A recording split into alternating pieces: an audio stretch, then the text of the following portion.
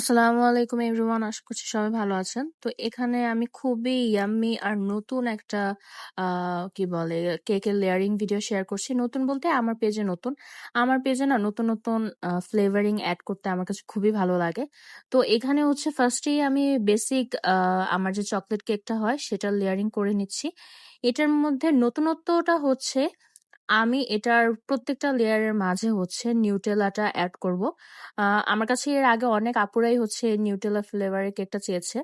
Personally নিউটেলাটা আমার কাছেও খুবই ভালো লাগে, কারণ খুবই সুন্দর একটা ফ্লেভারিং আছে নিউটেলার, বাদামের, তারপর হচ্ছে একটা ডার্ক চকলেটের। তো আমার কাছেও ভালো লাগে। সবসময় চাইতাম যে এই ফ্লেভারটা অ্যাড করতে, বাট এটার প্রাইসিংটা একটু বেশি। তো অবশেষে হচ্ছে আমি এই ফ্লেভারিংটা এড করেছি। এখন থেকে এটা আপনারা আমার মেনুতে পেয়ে যাবেন। তো দেখতেই পাচ্ছেন জেনারেস অ্যামাউন্টে কিন্তু আমি লেয়ারে নিউটেলার যে স্প্রেডটা সেটা এড করে দিয়েছি।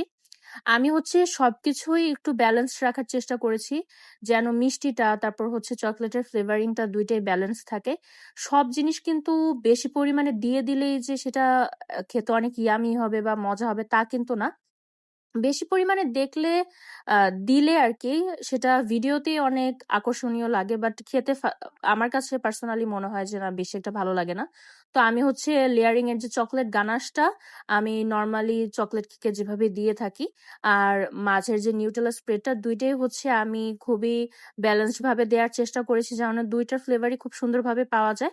তো আশা করছি আপনাদের কাছে এই ভিডিওটি সবার ভালো লেগেছে।